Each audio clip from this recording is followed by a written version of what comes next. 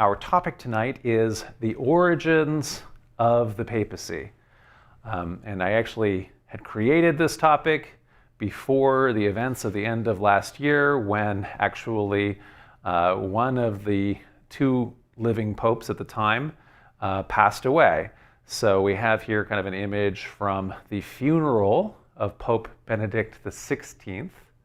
And when he, who had been the emeritus pope, died at the end of last year, he ended a decade of a very anomalous situation of having two living popes, one current pope and one emeritus pope, living kind of side by side, both continuing to use the papal name, continuing to dress in white, hanging around in papal properties and so forth. He ended that time period, and then he set a new precedent for having a pope actually preside at the funeral of his predecessor, something that I think has never happened in 2,000 years of papal tradition, because in almost every case, the past pope dies, and before you it has to be died and buried and so forth, usually before you actually pick the new pope. And so this was a rare circumstance. So in 2013, the reason why that happened is Benedict XVI became the very first pope to resign his position since Gregory XII did so in the year 1415. In other words, that had been a lapse of 598 years since the last time a pope had decided to do that.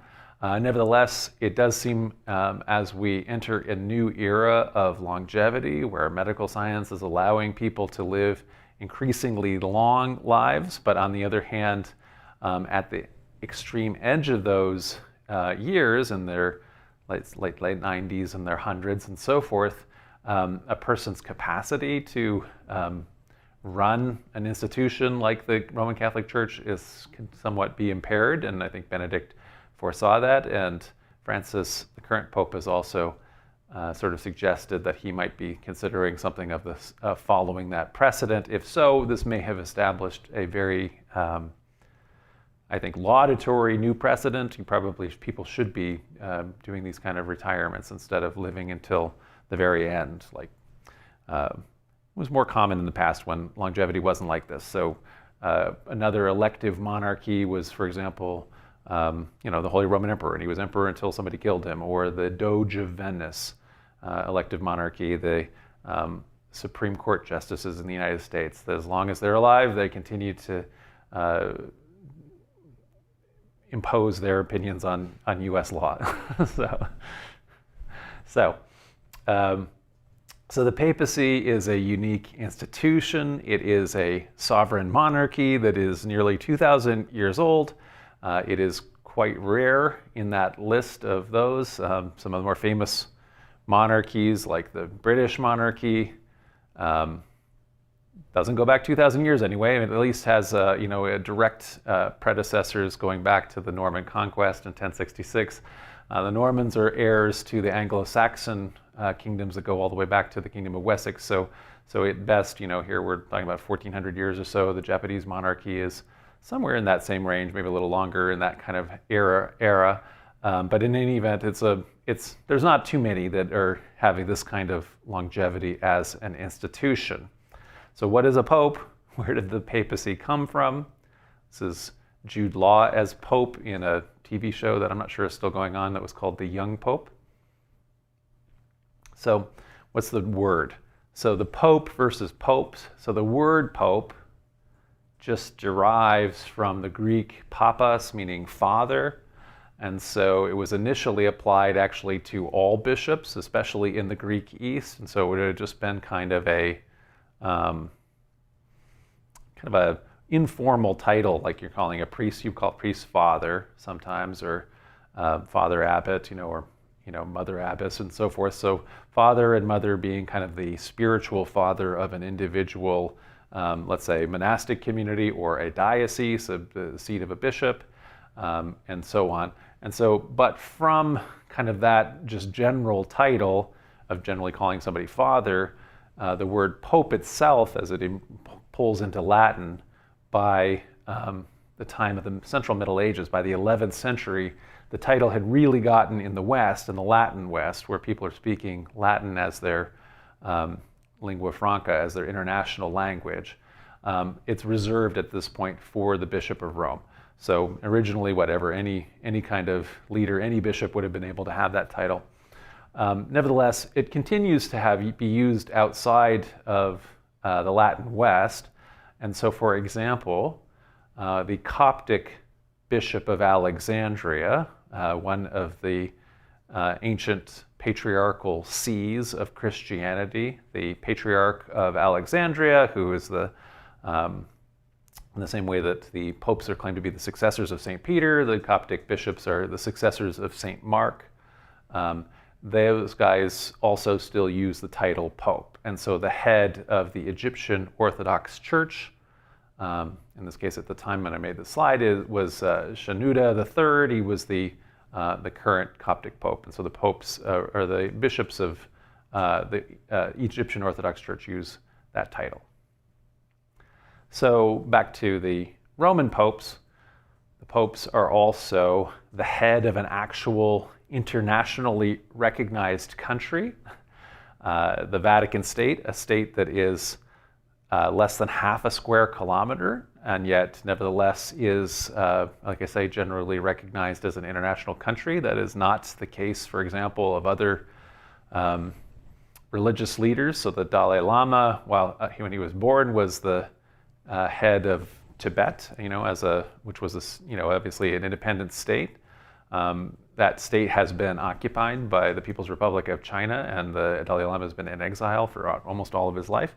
And so there is not a thing where they've taken a little state around the holy capital of Lhasa in Tibet and made that into an independent state the way they've done for the papacy. So in other words, there's no other, the head, the prophet of the Church of Jesus Christ of Latter-day Saints, the Mormon prophet, they have a state of the U.S., but they don't have an independent nation the way they have several senators in the United States Senate and so forth, but they don't have a whole country the way the popes do. So Vatican City is in fact the remains of a much larger territory that was ruled by the popes, called the Papal States historically. And the popes became essentially recognized internationally as sovereign princes that were in charge, or the total leaders of these states since the mid-8th century. So for a whole long time, they have been internationally recognized sovereign leaders. So although the Papal States were actually dated to the donation of Constantine, so in other words, although they look back a much farther period, it's later proved once the academic discipline of textual criticism got going, the donation of Constantine was one of the very first really important documents that was proved in the early modern period. It was proved then to be a forgery. It turns out it's an 8th century forgery, so right around the time that the papacy is laying claim to being sovereign over these states, they have somebody in the papal library very conveniently gave a deed that purported to be from the Emperor Constantine, who gave all of these territories for the Pope's rule. But it turns out that the way that document is written would be totally anachronistic to the 4th century when the Emperor Constantine would have been alive, and instead relates very much to the circumstances and conditions of the 8th century when it was written, which ends up being the case for pseudepigraphic texts always. You almost always introduce anachronisms. It's very difficult for forgers to get away with doing it, especially in the past before anybody knew all these things very well. So we made a little bit of a timeline. It's not easy when you have 2,000 years, so what do you pick out as the events? But I'm just kind of running you through this really kind of closely as we kind of go, 2,000 years. So I have up until 2013, the resignation of Benedict XVI. Let's take it from the present and go backwards. If we go backwards from that, the Papal States themselves were sort of dissolved or merged into Italy at the end of the 19th and the early 20th centuries. Essentially, Italian unification happened. Italy took all of that territory, and the popes essentially locked themselves in their castle, and they were disputing with the Italian government over whether or not the Italians had the right to take all of that land from them, which the popes denied until they were able to make a deal with Mussolini, which recognized the Vatican as the present boundary and so forth. Before that time is a very low point of the papacy between the Reformation and getting to that kind of low point, frankly, of dealing with Mussolini in that way. And in that entire time period, the scope of the papacy was much reduced in general to kind of not looking as far beyond Italian politics as all that. So from the Reformation kind of on, all of the popes were Italian, and they didn't have, sort of the international prestige that we kind of think of right now. Pope Francis is one of the most recognized individuals, people, celebrity or whatever, best known individuals on the whole planet. And if he flies to anywhere, you can fill stadiums with all the people who want to go see him and so forth. That was not happening in the 1700s for popes and so forth. At the 1800, when Napoleon conquers all of Europe and he has the Pope come to imitate Charlemagne in order, Charlemagne, the Pope, put a crown on his head on Christmas Day and revived the Roman Empire. 1,000 years later, and unfortunately not quite, like 1,002 years later, Napoleon didn't get it done in time. He has the Pope come. He's going to revive the empire again. He's essentially taking the imperial crown, but the Pope is at such a low ebb that Napoleon kind of pushes the old guy aside, takes the crown, and puts it on his own head. So in other words, he doesn't need papal legitimacy, which is now at quite a low ebb during that kind of time period.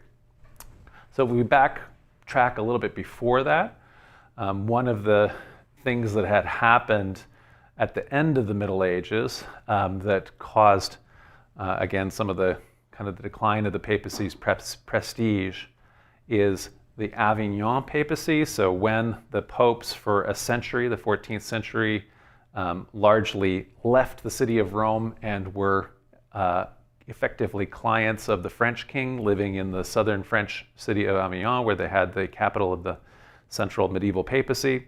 And while that was happening, then there was a big schism, and at a certain point there was two popes, one in Rome, one in Avignon, and then there were three popes, one in Pisa, one in Avignon, and one in Rome, and so forth. So it was a low ebb for the papacy. Before that, though, in the central Middle Ages, I have here called out Gregory VII, who is the person for whom the Gregorian reform is named.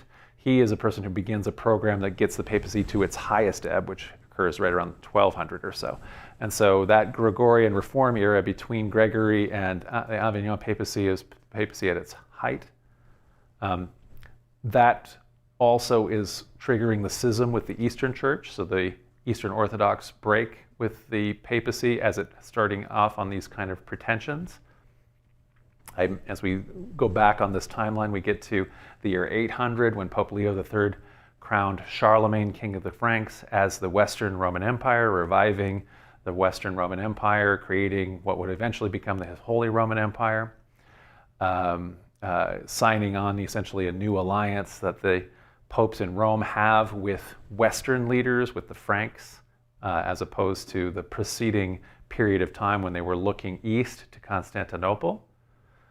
As we backtrack before that, we're seeing this entire time period of when the Lombards, the last of the Germanic barbarians to come across the Alps, conquer most of Italy, but not all of Italy. And so the parts that continue to be sort of Byzantine holdouts are the parts that are kind of looking to the Pope for leadership. Nevertheless, during that time, the popes are still kind of writing to the emperors in the East and Constantinople for help.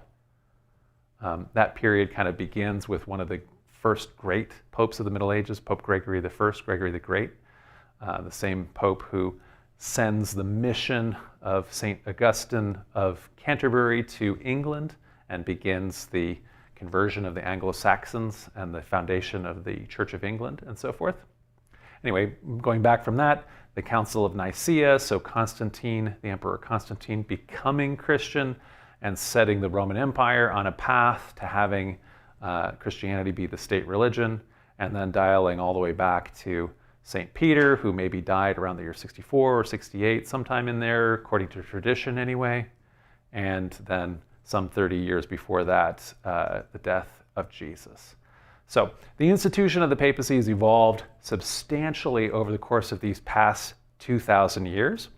So the bishops of Rome, which is how the institution starts. So in other words, it begins as simply the bishops of the city of Rome.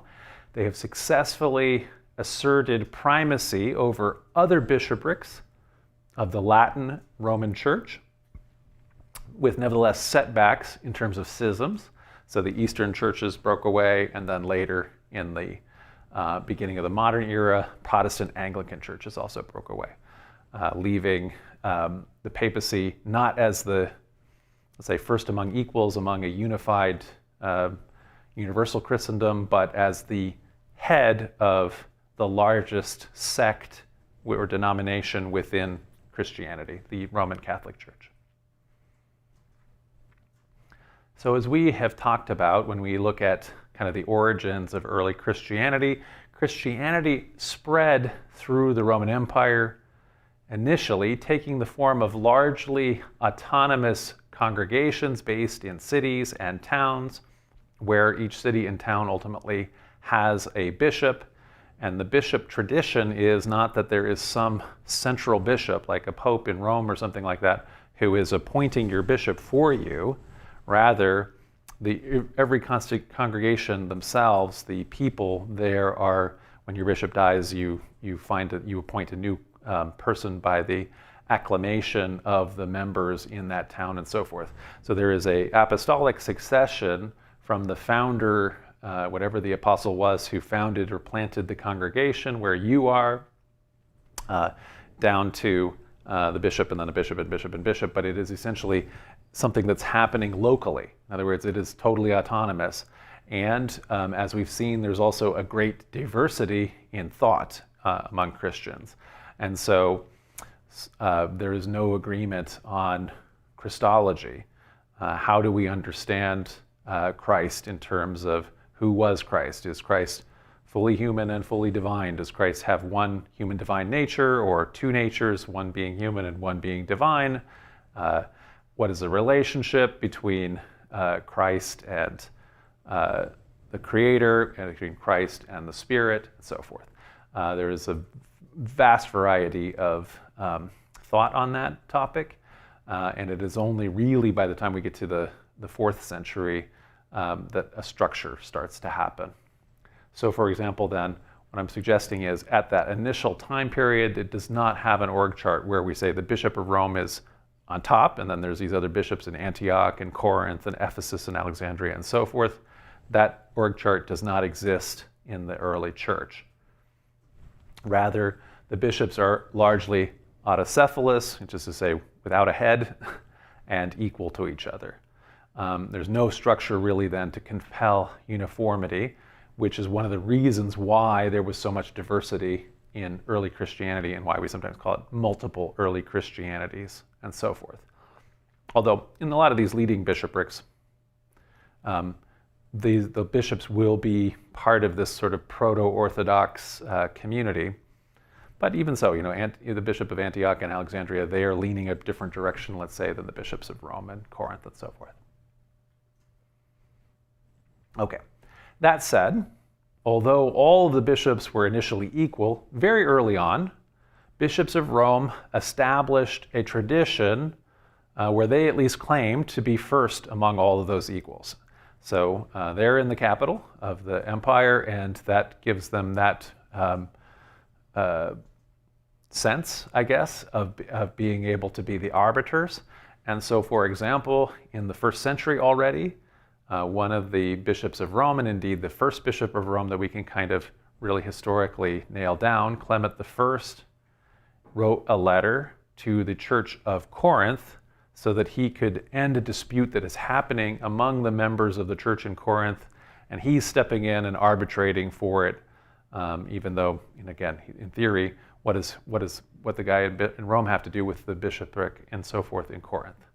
So there's a precedent already then from what Clement writes in order to step in and arbitrate. In the 2nd century, a later Bishop of Rome, Victor I, threatens to excommunicate various Eastern bishops for views that he's finding and actions that he's finding heretical.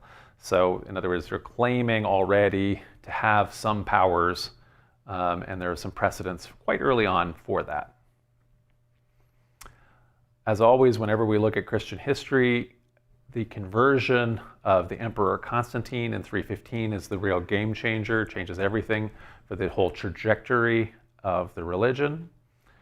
Constantine, when he joins the church as a profession of faith, he becomes a Christian. He doesn't actually get baptized right away, but anyway, that's not part of the practice of the time.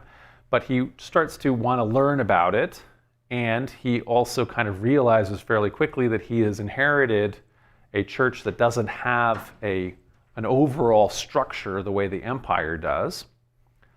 And also he realizes that the church is divided about some of its most basic doctrines. And so one of the things that he does with that church, divided among co-equal bishops who disagreed, the emperor's solution is to create something new. So he summons all the bishops to come together to Nicaea, which is very close to where his new imperial capital is going to be, Constantinople, just across the little sea from there. And he has them come together for a general council, or what we call an ecumenical council, for oikoumενoi, which is the world, the known world, essentially the Roman Empire is what he's more or less saying, but essentially a universal council of the entire Christian church. And so all these autocephalous bishops now come together and they create something new. The council then defines what the Orthodox beliefs are going to be. It creates the Nicene Creed, so the thing that a profession of beliefs that all Christians can say about, let's say, Christology, about the Trinity, about all of those things, so that they can say the limits of what that belief is without entering into a Trinitarian heresy, which is very easy. So you can instantly, like I say, if you kind of say anything more than the Nicene Creed, you're almost immediately going to commit a Trinitarian heresy, one of them or other. The council also defined a bunch of alternate beliefs, non-Trinitarian beliefs. For example, Arianism is condemned as a heresy in the council. The council also created a hierarchy, kind of for the first time, with metropolitan, it was called bishops, as being above bishops. Still called metropolitans in the East. In the West here we use the word archbishop. So it's essentially creating an archbishop as a new rank above bishops.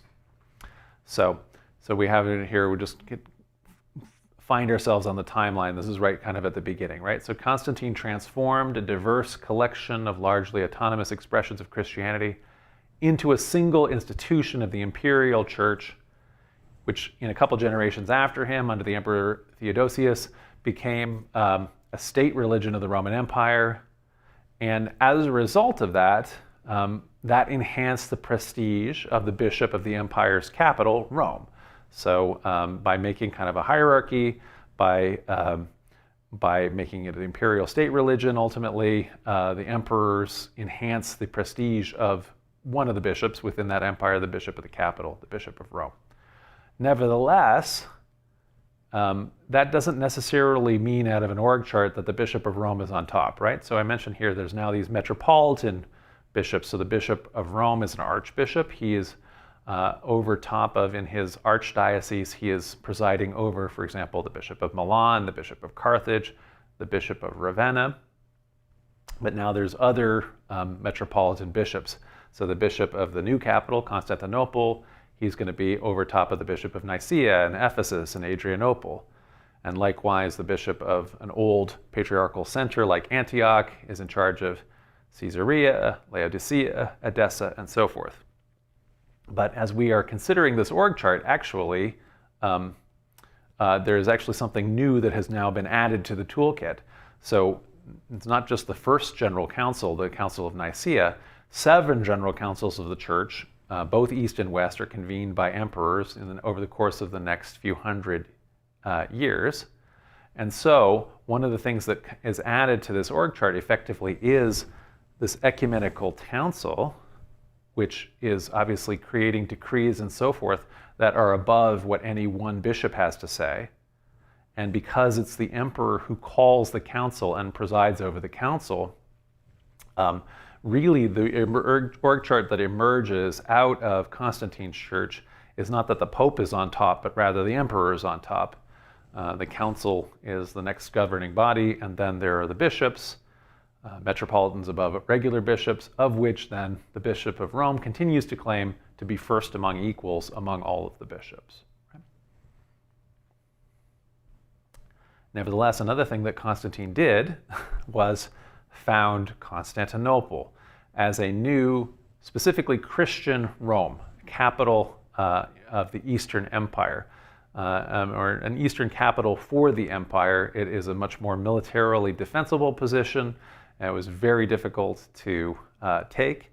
It's at the strategically important location, the crossroads of Europe and Asia, and also the crossroads in terms of the water from the Mediterranean, the Aegean to the Black Sea and so forth. So it's an amazingly important center, and the walls that got built around it made it almost impossible to capture. And so that ends up being a competitor for the old Rome. And so as the imperial government continued to exist in Constantinople after the traditional fall of Rome in 476 AD, there became more and more pressure, in other words, more and more prestige transferred to the east. And so increasingly, the bishops of Constantinople challenged the idea of Roman primacy. In other words, the idea that the Roman church, the Roman bishop, the Pope, is the first among equals. And in fact, because the Bishop of Constantinople is right there with the emperor, is working with the emperor, is at the head of the imperial government with the emperor, the bishops of Constantinople assume a title, ecumenical patriarch, which sort of means kind of patriarch over the whole world, right? And so it is a title that the popes dispute back and forth, and indeed this dispute over primacy between the two imperial capitals, the original capital Rome and Constantinople, is one of the major causes for the schism between the Latin West and the Greek East eventually. In the West, as the Western Empire falls, as the Byzantines exert kind of lukewarm control over the West, including Italy, but are not able to really hold out against the Lombards, the popes are essentially kind of preserving and being the last kind of imperial officials of any importance that are kind of overseeing the last Byzantine outposts. And so you can kind of see in this particular map, in the Dark Ages, essentially from 568 to 774, as the Lombards have descended in and taken over kind of the green areas there of Italy, the other holdouts, places like Venice, places like the Exarchate of Ravenna of Rome and so forth, Naples, those continue to be sort of enclaves of Romanitas, and those are essentially the popes are able to kind of become independent princes that are kind of ruling over whatever's left in the middle of all of this. So from the 8th century onward, the popes find a new alliance. They're no longer able to get the emperors to do much to help them. The Lombards are too much. The popes start writing to a new Christian power in the West, the kings of the Franks, and the Pope's ally with those kings who eventually come down and destroy and conquer the Lombard kingdom, and who affirm the popes as princes of papal states. So that alliance culminates in 800, like I say, with Leo III reviving the Western Empire, giving the papacy a new protector and also, though, a new rival, because now they have to deal with the fact that there's a Western emperor, and that ends up dominating the next whole chapter of papal history. So there's an important precedent that happens with that papal coronation. It's something that, as I mentioned, Napoleon was very aware of, and he didn't want to give the same precedent or control over his empire to the popes. So ecumenical patriarchs and popes have always held a subordinate role, had always held a subordinate role to the emperors in Constantinople, but by taking the initiative to revive the Western Empire, by crowning the emperor, Leo III pretty much created an important precedent for papal primacy. Essentially, the way now the empire in the West is going to work, the way the Holy Roman Empire or the Western Roman Empire works, is that the princes in Germany, initially the princes of the Franks, but later it becomes the Holy Roman Empire of the German nation. The princes in Germany get together, they elect a essentially emperor designate, and the emperor designate has the title King of the Romans.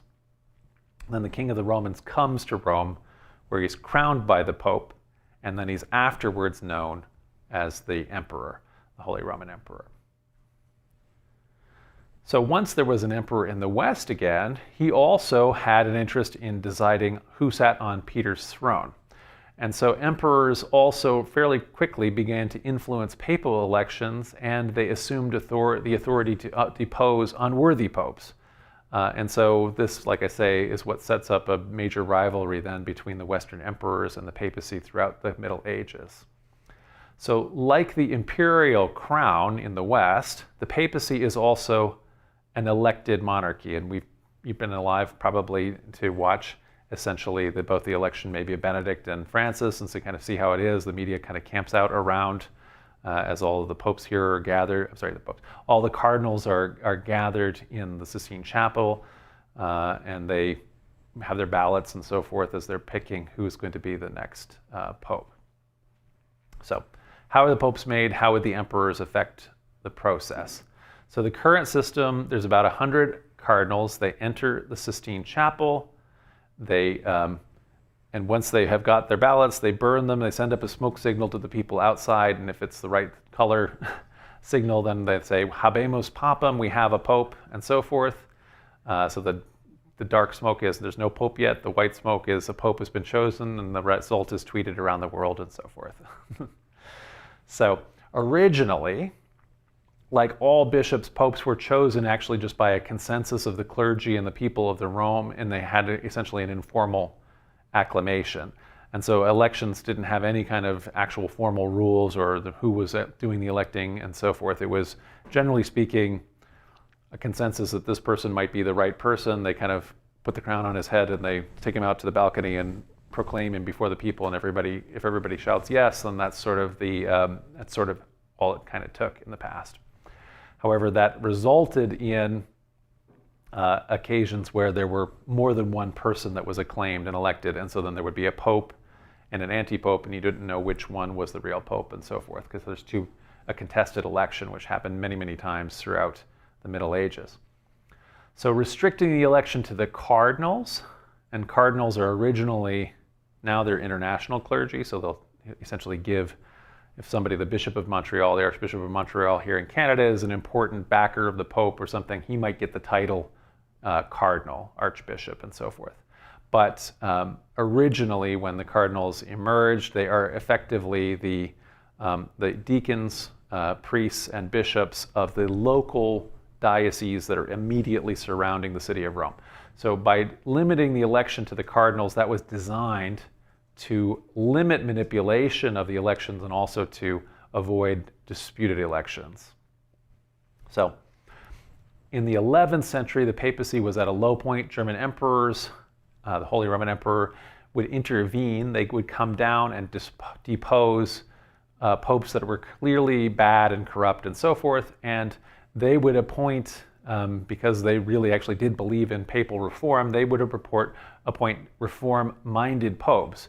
Ironically, by kind of having good, thoughtful popes that the emperors kind of put on the throne, this led to the Gregorian reform popes, who then got studying law. They created, legal universities and so forth, and they were able to successfully assert papal primacy over secular rulers, ultimately destroying the power of the Holy Roman Emperors themselves.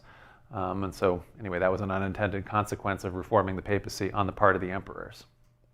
Later, emperors continued to attempt to depose popes and replace them with compliant loyalists. However, that at a certain point, they lost the ability to do that very successfully. The popes kind of beat out the emperors. So, for example, in his fight with Pope Alexander III, the Emperor Frederick Barbarossa created 3 successive anti-popes, but ultimately had to concede defeat and recognize Alexander as the Pope and so forth. So that kind of gives us, anyway, the kind of the middle then between the crowning of Charlemagne and the height of the papacy. So as the papacy became more assertive and successful in claiming primacy over the Latin Western Christian Church, Eastern Greek Christians still inhabiting the remains of the Roman Empire. Historians call it the Byzantine Empire, but in the East they just considered themselves to be the Romans still. They were alienated and they fell out of communion with the Western Church altogether. So from that high point, like I say, the Reformed popes frequently had to flee Rome because they were fighting the emperor, or they were fighting other lords, or they were fighting with Roman citizens and so forth. And as they did that, they moved to Avignon. This is the palace of the popes that's still there. The move was not intended to be permanent, but once the Curia moved there, once the papal court moved there, it was very difficult to go back to Rome. And as things went on, French popes started picking French cardinals once they were based in France, and the Curia increasingly fell under the influence of the French. And so 7 of the 7 Avignonese popes are French. So in other words, it becomes a kind of a French institution when that happens. This has also caused amazing amounts of scandal. So cut off from the Papal States, which were ungovernable. The Curia didn't get its normal money that it was getting, that it would be able to tax land. So in other words, they were not getting any of those revenues. And so they had to do other things like sell indulgences, which that becomes kind of a scandal of the church, which is to say, you've committed a sin, you're going to have to do a lot of penance in limbo, in purgatory in the future. But if you pay a bunch of money to get a certificate and a blessing from the Pope, you're going to skip out on 100 years or whatever of purgatory and so forth. In other words, it's a way to raise money in the here and now that a lot of people objected to. So overall, what ends up happening by the Avignonese papacy is dominating by French interests and focused on revenue. Papal prestige probably dropped to an all-time low while it's in Avignon. And so one of these very important mystics, St. Catherine of Siena, in a sexist time period, nevertheless women leaders who assert a lot of influence, she successfully shamed one of the last Avignonese popes to return to Rome. So under that pressure, Gregory XI returned to Rome. It had fallen into ruins. The cardinals who came back with him were all upset about being there. They wanted to go back to Avignon, where they had palaces, where everything was nice. Before they could go back home, Gregory died. While he's dead, the cardinals go into their conclave. The people outside demanded now that they pick a Roman pope. So in other words, they're not going to let them get away with picking one of their French cardinals to be the pope. So the majority of the cardinals, under that kind of pressure, pick one of their own, Bartolomeo Prignano, who was a 60-year-old Italian from Naples who had served as a loyal bureaucrat. I always think, oh, these guys, he's just this loyal backbencher and so forth, and he's kind of old anyway, so he's not going to be a problem. Once they get the crown on him, the new pope is never, a lot of times gets a lot more vigor than they'd ever had. So he becomes Urban VI, and he is not a pliant tool to the cardinals. He announced a whole bunch of reforms aimed at eliminating graft and corruption. It was upsetting to the cardinals. These moves would have wiped out a lot of their income and so forth. In response, the mostly French cardinals, I say, freak out. They claim that their first election had been done under duress. They enter a second conclave. They elect a second guy, Robert of Geneva, as pope, and then they all flee back to Avignon. And so that is what causes 2 popes, right? So there's a pope in Avignon, which is immediately kind of recognized by the French, of course. And if you're going to be recognized by the King of France, they have the old alliance with the kings of Scotland, so obviously Scotland. But if your enemy is, if your friend is France, then your enemy is England. So, and the guy in England, of course, recognizes Rome and so forth. And so essentially Europe is divided into those kind of 2 camps about which one is pope. So because of this problem, people, after all of this, a lot of time, people don't want to have 2 popes. They want to have a solution. So the solution that everybody proposes is we need to have another one of these ecumenical councils. And so cardinals from both sides, from Avignon and Rome, 22 cardinals, 4 patriarchs, 80 bishops, representatives of 100 more bishoprics met with 300 doctors of theology in Pisa in 1409 in order to solve the schism. The council declared that the authority of ecumenical councils is superior to bishops, including the Pope. The council declared both popes, the Pope of Avignon and the Pope of Rome, to be deposed, and the Pisan cardinals then elect a new pope. And so that solved the whole problem, right? No, now there's 3 popes. and so then that's a situation now that lasts another few decades, or another decade and a half, until there is another more successful council, the Council of Constance in 414, called and overseen by the King of the Romans, which is to say the Emperor Designate Sigismund, King of Hungary, so one of the last kind of very powerful Holy Roman Emperors, because he's also King of Hungary in his own right. The Council of Constance then, again, is widely attended. It ends up being like a council, an ecumenical council where they vote by nations. So the Italians, the Germans, the French, and the English are represented. They ultimately accept the Roman Pope's resignation and therefore legitimize the Roman line retroactively, and they depose the Pisan Pope and the Avignonese Pope, and they create their own new Pope, but this time it sticks. So Martin V then becomes Pope going forward. So Constance then declares the idea that ecumenical councils are superior to popes, and part of the deal in naming the new Pope, Martin V, is that they got him to promise every 5 years he'd call a new ecumenical council, and that would be essentially the way that the church is governed. It's essentially creating like a parliament for the church, an attempt to create, let's say, a constitutional monarchy. And so that kind of gets us to the end of the Avignon papacy right here, right? But unfortunately, although Martin V, who is named Pope by this ecumenical council of Constance, although he promised to call new ecumenical councils every 5 years to create this kind of constitutional parliamentary system to oversee the church, he then immediately failed to do that. So he effectively ended the threat of conciliarism by preventing any councils from being called. Unfortunately, that left the church still in need of many, many reforms, and it left it quite open to further schism. So while the papacy successfully had edged out the Eastern patriarchs, the Patriarch of Constantinople and so forth, by essentially writing off the whole Eastern Church, which left, they smashed the power of the Holy Roman Emperors.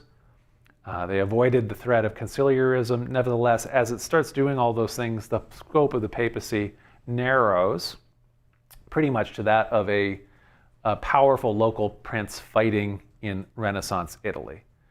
And so by the time we get to the end of the Renaissance, the first Medici Pope, Medici's being the Renaissance princes of Florence, of Tuscany, one of their cousins, nephews kind of thing, is made Pope, Leo X. He was actually really distracted by all of the immediate threats around him in Italy and really didn't devote much time to this strange thing that's happening up in Germany, where an obscure monk named Martin Luther nails 95 theses to a door in 1517 and so forth. And so the papacy doesn't really react as to this, what becomes an important threat, which it doesn't seem like it is maybe at the beginning. So just to kind of go through from that to the present. So having lost the kind of northern half of Latin Christendom to the Protestants and Anglicans, the remaining church refounded itself in opposition to Protestantism during the Counter-Reformation, the end of the 16th and the early 17th centuries, from the Council of Trent until the Peace of Westphalia. Although the papacy continued to be at the head of the Roman Catholic Church, it's now actually at that point then merely the largest denomination within Christianity, as opposed to being the kind of first among equals of the universal church and so forth. So papal power, as I said, kind of had ebbed in all of that kind of time period after 1648, up until really to the end of the 20th century, with Vatican II, and then later with John Paul II, who really did a lot to recapture the international prestige of the papacy and bring it to a new level again that it really hadn't had for a couple centuries. So, as I say then, from the occasional claims of being first among equal, the popes became sovereign princes in the 8th century. They achieved really significant power over Western Christendom by the reign of Innocent III, probably the most powerful pope, the turn of the 12th century, 13th century, so 1198 to 1216. But let's go back now, as we kind of have now done that history. We want to talk about the beginnings of the papacy. What about that period of time before Clement I of Rome, one of the first people that we've quoted in the lecture today? How do we get back from that to Jesus? So how did all this get started? So there is a Galilean fisherman named Simon, or Simeon, who gets nicknamed Peter, which means rock in Greek. So essentially calling a guy named Simon, starting calling him Rocky.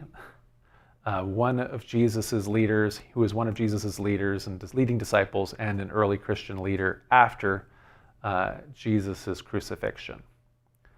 So the traditional understanding of Peter, as emerged out of Christian tradition, is that he was a prominent early Christian leader, the leader of the 12 apostles.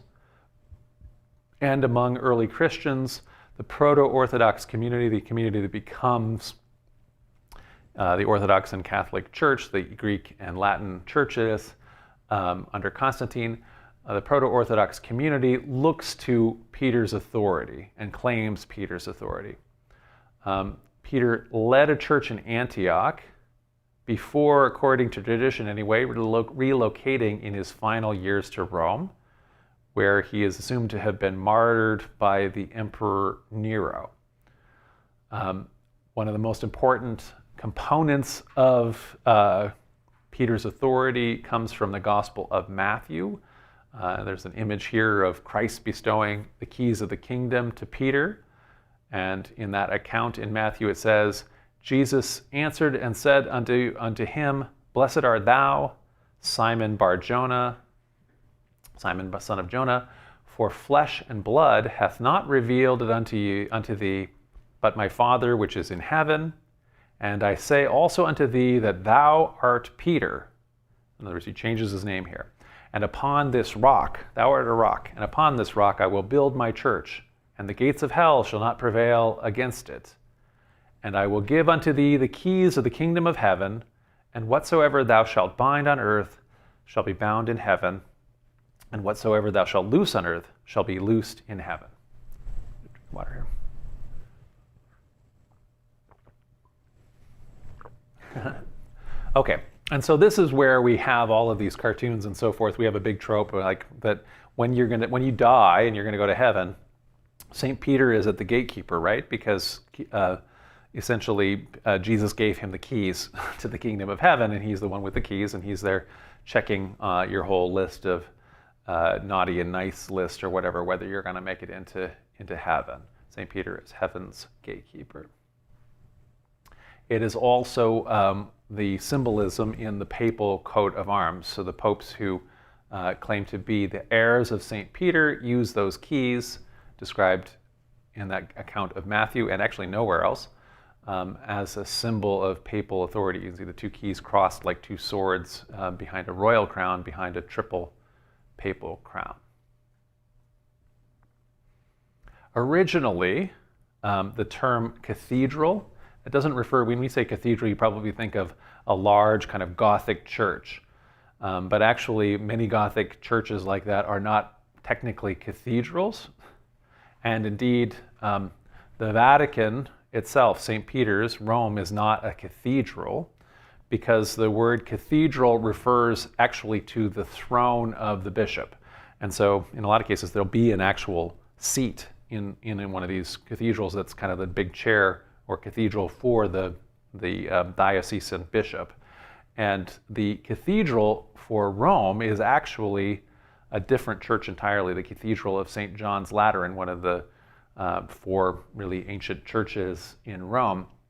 Nevertheless, the papacy had moved and kind of hangs out at the Vatican now, in part, even though that's outside of Rome's ancient walls, and actually they actually had to have during the Middle Ages, because of all of the barbarian attacks and so forth, they actually had to build walls called the Leonine walls around the Vatican in order to include them in the walls of Rome, because St. Peter's is in fact the traditional site of Peter's martyrdom and tomb. And so if you go to St. Peter's, there's this baldachin, which is, I guess, a fancy word for canopy, and it is a very fancy canopy that is directly placed, and it's under the dome, but it's over the site of Peter's traditional tomb. And if we take a floor plan, you can kind of see in the dots there, kind of new St. Peter's, the St. Peter's that exists now is that big thing where the tomb is right kind of, let's see if can I use this thing or not? Does this work? No, I can't. Okay, I'm sorry, I'm gonna go back. I was gonna see if my marker would mark it for you. Essentially, you can kind of see the tomb of St. Peter's is in the middle of the big St. Peter's church. In dark black is the old St. Peter's, the 4th century basilica that was one of the most important ancient and preserved Christian churches that was ripped down by the Renaissance Pope Julius II, who it was essentially a major act of vandalism when he destroyed old St. Peter's, although he caused the creation of new St. Peter's, which is an amazing artifact itself, but he had to destroy it in order to build it. And then in the gray below that is a much ancient, even more ancient thing, which is the Circus of Nero, Circus being the place where the chariot races are held. And as you probably are aware, you know, that the chariot stadiums and also the amphitheaters where the gladiator things occur are sites where during persecutions the Roman authorities are martyring Christian martyrs. And so traditionally the idea here is that Peter is martyred by the Emperor Nero during local persecutions that conducted in Rome, that Nero conducted between 64 and 68. And in this case, he would have been executed, crucified in the circus, and then buried just outside the circus. And that's why, anyway, St. Peter's is where it is. So early Christian tradition then connects Peter and Rome. For example, one of the most important early thinkers, Origen, wrote at the end, probably he wrote it in maybe the early 3rd century. He said, Peter was crucified at Rome with his head downwards, as he himself had desired to suffer. So essentially the idea of that traditional story, and so Peter's cross is often an upside down cross. More or less he's saying that he wasn't worthy to be killed in the exact same way as Jesus, and so he's going to be crucified, and he's able to talk the Romans who are executing him to do him upside down instead of right side up. And so essentially that's the traditional story. St. Jerome, who is very important in collecting the biblical canon and translating it into Latin, he connects Peter to Clement I, that early 1st century pope that we talked about, suggesting actually that Clement was either the immediate successor to Peter, or that he was the 4th bishop of Rome. There's a little reference that he had, which is that Peter ordained Clement, Linus, and Anacletus, and so the idea of it was maybe there's 1 or 2 popes between Peter and Clement, but in any event, there was a direct connection between Clement, who is a known historical figure anyway, and Peter, another known historical figure, but not one that we know for sure was ever in Rome. So that's kind of the traditional understanding of Peter, and I want to kind of look at what we can know about the historical figure so we can get at the origins of these traditions. So this is a modern painting of Peter and Jesus walking on water. So in the Gospel of Mark, there's a story that Jesus walking on water. That has a parallel in the Gospel of John. Always, as we know, Luke and Matthew use Mark as a source, whereas Luke deletes the story, so it doesn't include this walking on water story. Matthew adds a story of Peter trying to walk to Jesus on the water. And so that's, again, one of the only in Matthew kind of things. Matthew's pretty pro-Peter. Historical sources for the Peter. Sources for the historical Peter. So mostly what we have in order to look at Peter are New Testament accounts. And so those are first and foremost, Paul's letters. Second, we have a bunch of letters that are actually attributed to Peter, 2 letters, 1st and 2nd Peter in the New Testament. And then there are stories about Peter in the Gospels and in Acts. In addition to those kind of books that made it into the Bible, there's a whole bunch of Christian apocrypha, lost biblical books, we might say, books that did not make it into the canon, which include things like the Gospel of Peter, the Acts of Peter, the Apocalypse of Peter. The problem with all of these is that unlike things like the Gospel of Thomas or even the Didache, these are later texts and they're less important, and they're mostly building on existing tradition rather than preserving anything from the life of Peter. And then in addition to that, we also have then writings of early Christians before Jerome and Origen, including people like Papias, Clement, who we've mentioned a couple times here, Polycarp, Ignatius, and Irenaeus. So let's look first at the epistles of Peter, since that seems like that would be a great source to learn about Peter. So like I say, 2 letters that claim to have been written by Peter have been canonized in the New Testament. Both of them are written in Greek, and it was already realized by the time of St. Jerome, who, like I say, is an important scholar who's assembling the canon of the Old and New Testaments and is actively translating the canon into Latin, which becomes the Vulgate of St. Jerome, it's called, the Catholic Bible, the Latin Bible. Jerome noted that these 2 letters are both of them too sophisticated in terms of their Greek to have been written by a poor fisherman like Simon Peter, whose first language would have been Aramaic and maybe would have known a little bit of Hebrew, and now he's learning Greek. And how good could his Greek ever be? So Jerome's solution was, and the language and the writing style of actually both letters are too distinct from each other to have been written by the same person. And so 1 Peter is not written by the same person as 2 Peter. So Jerome's solution to this, which is a traditionalist solution, is Peter had 2 secretaries, and he kind of told what he wanted to say to one, maybe even in Aramaic, and that person, wrote the 1 Peter, and then he wrote to the next letter later to using a different secretary and so forth. So that was the solution. In any event, the point of it is they're both written in Greek that's too sophisticated, and they're written by different authors. So let's look at the 2 Peter first. So 2 Peter does claim it's written by, quote, as it begins in the beginning of chapter 1, verse 1, Simon Peter, a servant and apostle of Jesus Christ. So it's not making any, it knows who it's pretending to be by. But unfortunately, the text itself reworks and expands the Epistle of Jude.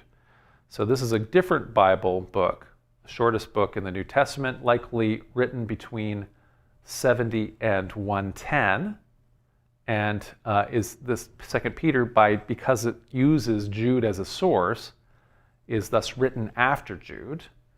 And again, obviously Peter is dead by the time Jude is written. So among the pseudepigraphical texts in the Bible, therefore, 2 Peter, I think, stands out as being conclusively demonstrated that it's not what it claims. So it is literarily dependent on Jude. Jude is written very likely after Peter's death. 2 Peter claims to be written by Peter, but it is in fact somebody who's not Peter who is reworking the Epistle of Jude. It's therefore pseudepigrapha, which is to say text written by someone who's claiming to be someone they aren't. Writing the authority of Peter and so forth, but nevertheless not written by Peter. 1 Peter also represents a context of widespread persecution that did not exist during the reign of Nero. So we talk about when we're looking at doing literary criticism to find out if something is a forgery, we look at anachronisms. And so, the reign of Nero is the traditional date of Peter's death. So therefore, It's still probably an early writing, and so some scholars suggest that 1 Peter is instead dated to the reign of the Emperor Domitian in the 80s or 90s. And so therefore, because it's reflecting a later time, it has anachronisms and therefore is not written in Peter's life. So most scholars agree that the text could not have been written by the historic Peter. Again, whenever we are doing biblical criticism, there are traditionalists who want to maintain Petrine authorship. They want to maintain the traditional identifications, even if I would say that those are not plausible. But I would tend to argue that a lot of these traditionalist scholars are kind of have that agenda item as opposed to leading to whatever the evidence leads them. So, taking then those two aside, which are not maybe getting us to the historic Peter, nevertheless, Peter is a major character in the canonical Gospels and Acts, and in fact, traditionally, the author of Mark is thought to have been an assistant to Peter, and the Gospel of Mark has been imagined to reflect Peter's perspective as a result. Where does this come from? So this is based on a very early Christian, Papacy of Hierapolis, who himself had gone around and talked to very early Christian sources, including someone named John the Elder, a leader in the church in Ephesus. And so although Papias's work is lost, he is quoted a lot in people like Origen and Jerome and later writers and so forth. And so we have some of the preface and other quotations out of his text that he wrote sometime at the end of the first and the beginning of the second centuries. So Papias writes concerning the work that he has as he's trying to reconstruct the early Christian story. He writes, "I shall not hesitate also to put into ordered form for you, along with the interpretations, everything I learned carefully in the past from the elders and noted down carefully, for the truth of which I vouch. For unlike most people, I took no pleasure in those who told many different stories, but only in those who taught the truth. Nor did I take pleasure in those who reported their memory of someone else's commandments, but only in those who reported their memory of the commandments given by the Lord to the faith and proceeding from the truth itself. And if by chance anyone who had been in attendance on the elders arrived, I made inquiries about the words of the elders, what Andrew or Peter had said, or what Philip or Thomas or James or John or Matthew, or any of the other of the Lord's disciples, and whatever Aristion and John the elder, the Lord's disciples, were saying. For I did not think that much information from books would profit me as much as information from a living and surviving voice."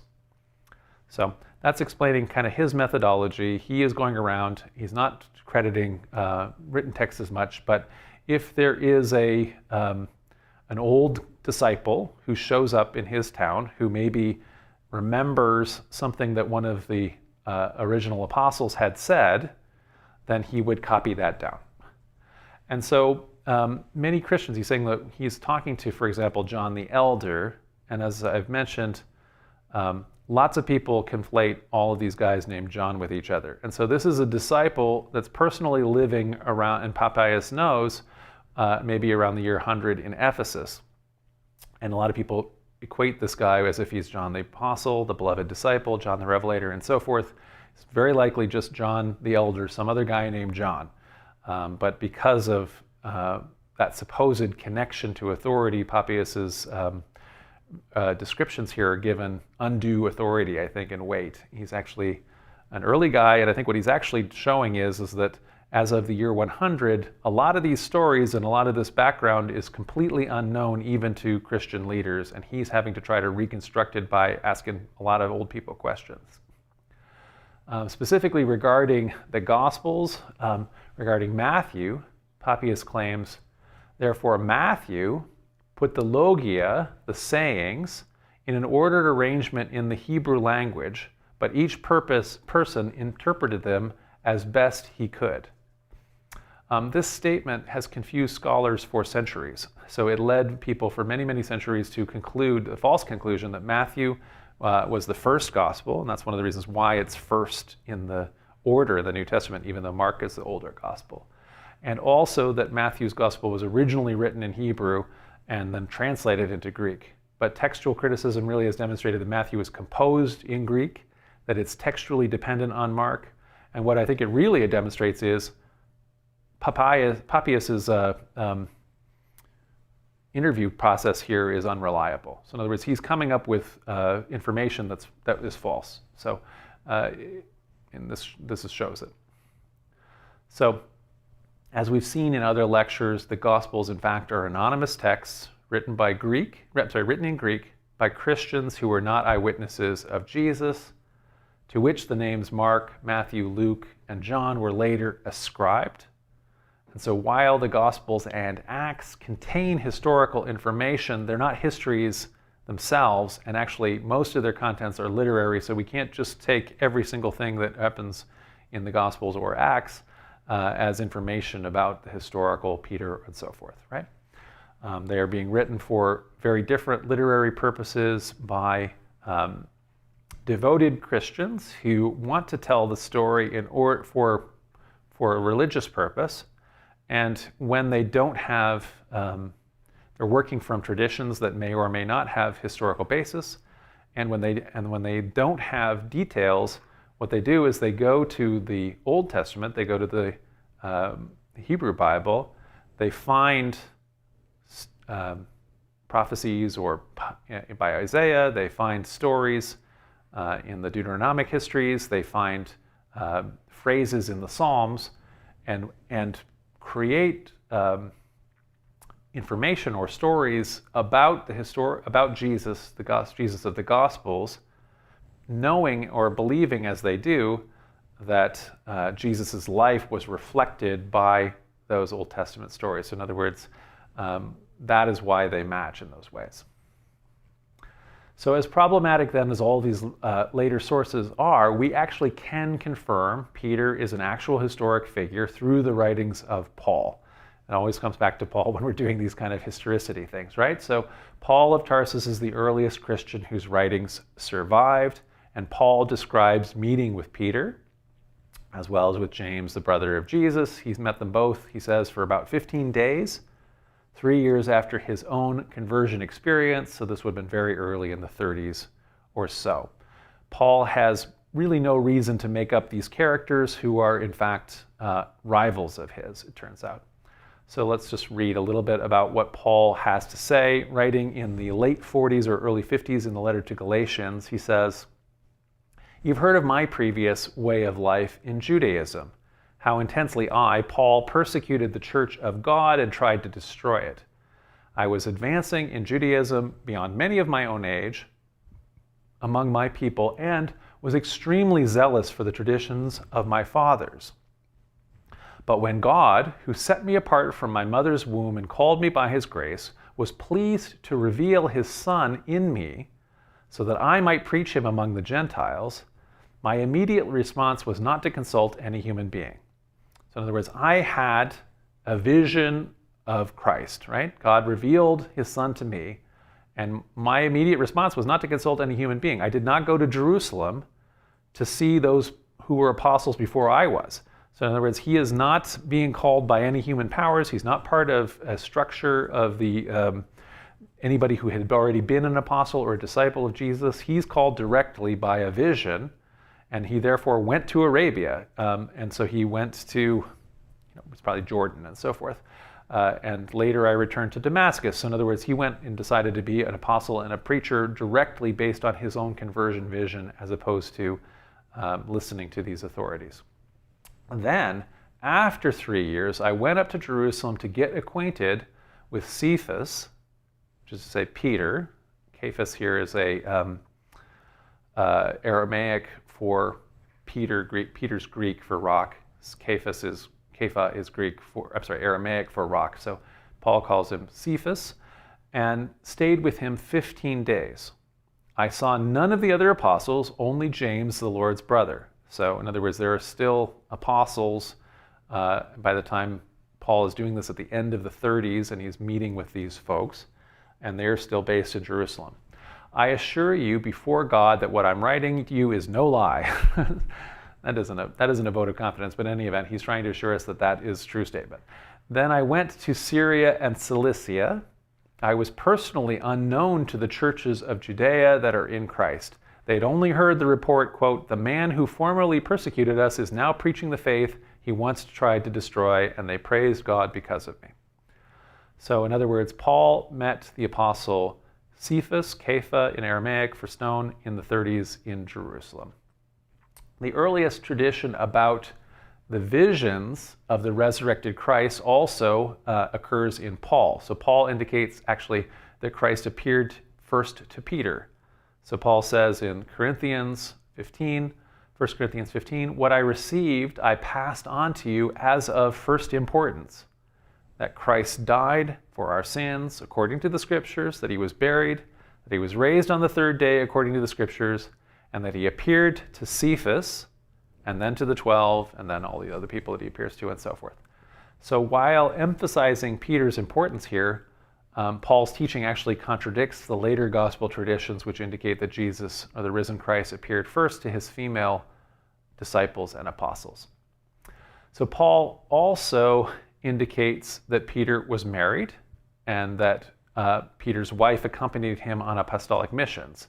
So again, in his letter to the Corinthians, chapter 9, he says, 1 Corinthians chapter 9, "Don't we have the right to take a believing wife along with us, as do the other apostles and the Lord's brothers and Cephas?" So it seems in this reference here to indicate that the original idea of missionary pairs, so Jesus sends people out 2 by 2, may have been because a male apostle is paired with a female apostle. Female apostles would have had trouble traveling alone because of Roman law and Greek customs and so forth. But Paul, actually, in this case, he's unmarried. He changes that tradition by traveling around with young men, so he has missionary companions like Titus and so forth, for which he's actually criticized. So he is actually responding to that. It's okay for me to go around with these young guys or whatever as my missionary companions because other apostles like Peter are bringing their wife around as their companion and so forth.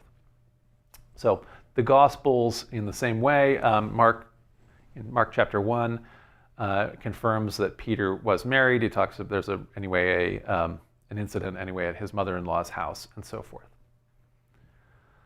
So Peter is also portrayed as a Christian factional leader in Paul's writings. So Paul is the leader of a faction in Christianity, and he actually identifies Peter as an opposing leader, or at least as a leader to which other factions look to for authority. So again, in 1 Corinthians chapter 1, he says, "One of you says, 'I follow Paul.' Another says, 'I follow Apollos.' Another says, 'I follow Cephas.' And still another says, 'I follow Christ.'" And so although Paul here is arguing that Christians should transcend such factionalism, he's essentially admitting that there's been a conflict. He's been in conflict with Peter and their divergent views, whether non-Jew, and over their divergent views on whether non-Jews who convert must adhere to Jewish law. And he spells that out in other places more clearly. So for example, here he describes in his letter to the Galatians his fight with Peter and the acknowledged pillars of the church. He says, as for those who were held in high esteem, whatever they were makes no difference to me, because God does not show favoritism. So as to those who were held in high esteem, in other words, the leaders of the church, Cephas and James the brother in Jesus, John, and so forth, they're held in high esteem by some people. That doesn't make any difference to me because God doesn't show favoritism, is what Paul's saying. Those guys, added nothing to my message. On the contrary, they recognized that I had been entrusted with the task of preaching the gospel to the uncircumcised, just as Peter had been to the circumcised. So in other words, he had been meeting with these leaders like Peter, and they all said, yeah, okay, you have a calling and you're supposed to preach to the Gentiles. You're supposed to preach to Greek-speaking people who are not Jews already. They're not circumcised. And Peter's going to go around and convert all of the Jews. For God, he says, who was at work in Peter as an apostle to the circumcised, was also at work in me as an apostle to the Gentiles. James, Cephas, and John, those esteemed as pillars, gave me and Barnabas, Paul, one of Paul's young men companions, the right hand of fellowship when they recognized the grace given to me. They agreed that we should go to the Gentiles and they to the circumcised. They're going to go convert Jews. You guys could go ahead and convert Greeks. So whether or not there really was an agreement like that, Paul admits that it did not hold. So he goes on and says, later then, when Cephas came to Antioch, where Paul had been leading and planted a Christian community, I opposed him to his face because he stood condemned. For before certain men came from James, the brother of Jesus, Peter used to eat with the Gentiles. He didn't always keep kosher. He was actually agreeing with me about the law and so forth. But when they arrived, when James, the brother of Jesus's messengers, when his legates arrived, then Peter began to draw back and separate himself from the Gentiles because he was afraid of those who belonged to the circumcision group, this faction led by Jesus' brother James that is in opposition to Paul. So the other Jews in the Christian community in Antioch joined Peter in his hypocrisy, so that by their hypocrisy, even Barnabas, even his young man companion, was led astray. And so this is a pretty direct admission of a one-on-one fight that Paul is having here with Peter, where he's saying essentially, I'm opposing him and condemning him to his face for his hypocrisy and the hypocrisy of these so-called pillars who God shows no favorites. I don't care who they say they are. I'm directly called by Christ here, Paul's saying. So what do we get from information about the historical Peter in Paul? So from Paul, we learn that there's a guy and he's got a nickname, Peter, Cephas. He's one of the original apostles of Jesus during Jesus' lifetime, that Peter had a vision of the risen Christ. According to Paul, he was the very first person to have a vision of the risen Christ. That he continued to be one of the acknowledged pillars of the church that existed in Jerusalem alongside Jesus' brothers, James, the brother of Jesus, Jude, the brother of Jesus, so forth, and also John, who we'll talk about in a future lecture. He's also the source then of factional authority. So the circumcision faction is what Paul's calling them. What we might call them is like the original Jesus followers, as opposed to the new Pauline Jesus followers, Paul and the beginnings of proto-Orthodoxy. These are maybe the poor of Jerusalem, the Ebionite faction, the original faction. He was married, Paul was married, traveled with his wife. He vacillated over this kosher question. When he's with Paul, he's okay with it. When he's with James, he's like, okay, I'm not going to do that anymore. And at a certain point, he's active in Antioch. So we learn all of those kind of things, and we can say that for sure about the historical about the historical Peter. Things beyond that we get out of the Gospels. You know, his original name is Simon, that he's a fisherman. All of those things we have to build up based on the same criteria that we do with the historical Jesus about multiple attestation, criterion of embarrassment, other kinds of things in order to build a fuller portrait. But we get at least this kind of bare bones from the direct testimony of his local rival or his contemporary rival, Paul. So unfortunately, that doesn't give us any connection between Peter and Rome in Paul's writings. So although Paul met with Peter on at least 2 occasions in Jerusalem and then later in Antioch, he does not connect Peter with the city of Rome. Paul's final letter, actually, in the New Testament, his longest letter, the letter to the Romans, is written to the Christian community that existed in Rome, and he wrote it in the mid to late 50s AD. It's very clear from Paul's letter that the Roman community, the Christian community in Rome, is actually very large and well established already, and that Peter and Paul did not found it. It was already there from some other founders. Paul actually writes out and addresses 50 different individuals, but makes no mention of Peter. So he's, even though he knows Peter, so it's very unlikely that Peter is present in Rome at that kind of time or is in any way associated with the church in Rome.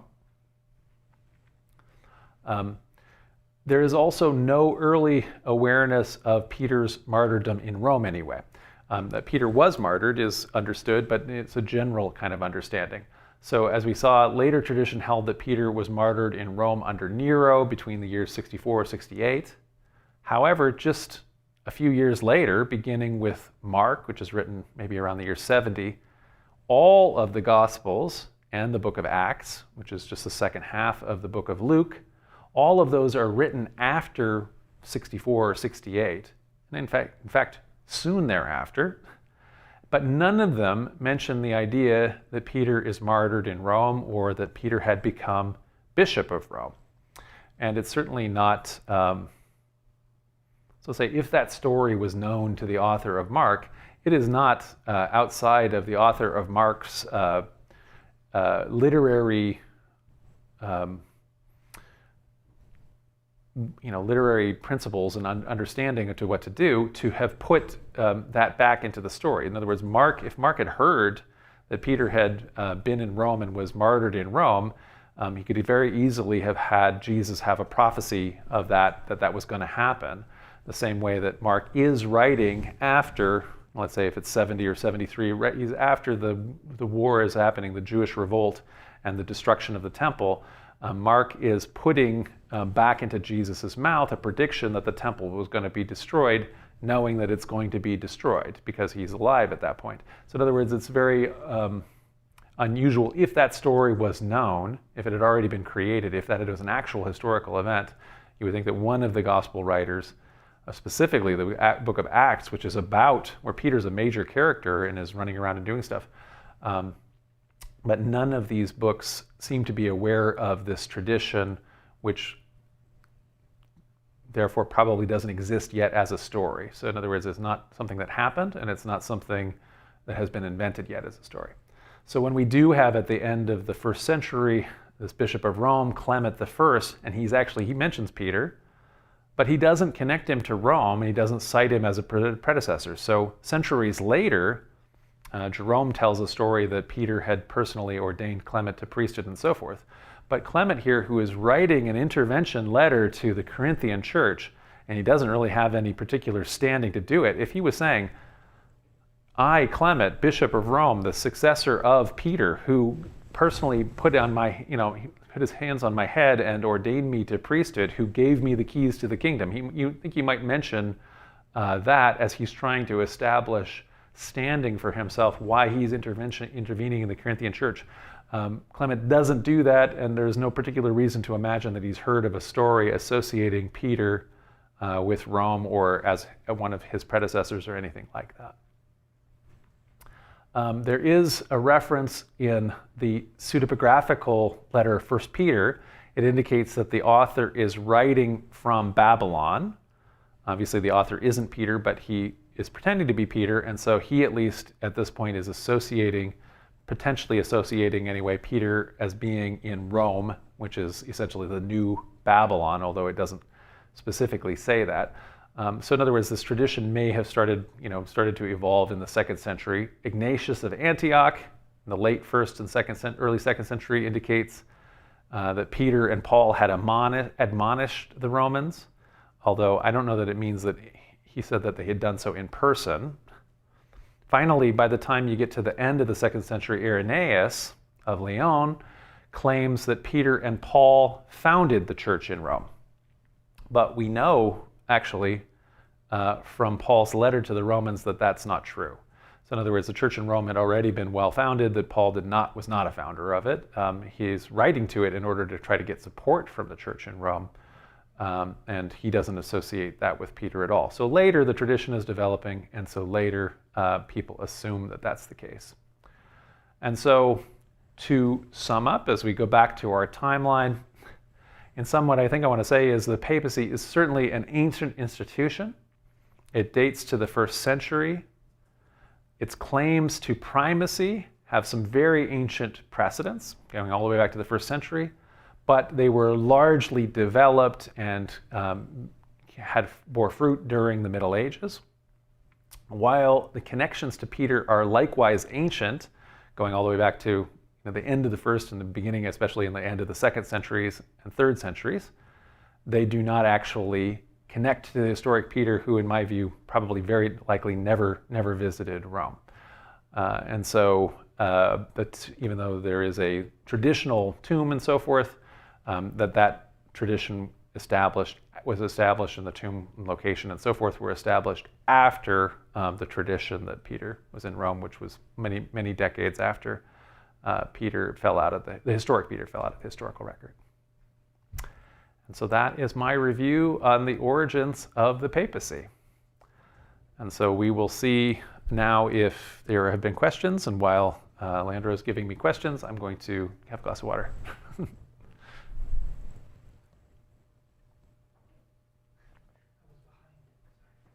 That's okay, no problem. I'm drinking water anyway while we don't have a lot of questions. That's fine.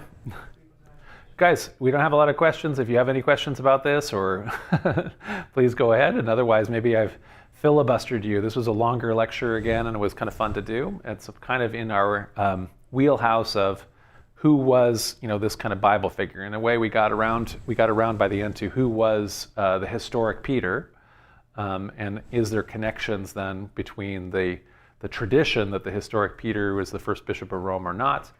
The traditions, I think, just don't reach back enough. So Bob Garrison says, so the spot in St. Peter's Square where Peter was supposedly crucified might not be the actual place. What do historians think? So the answer to that is there's no particular historical basis to that. So it's a traditional spot. That spot was identified maybe sometime in the 2nd century, as early as sometime as the 2nd century. So it's been a traditional spot for a whole long time. It's the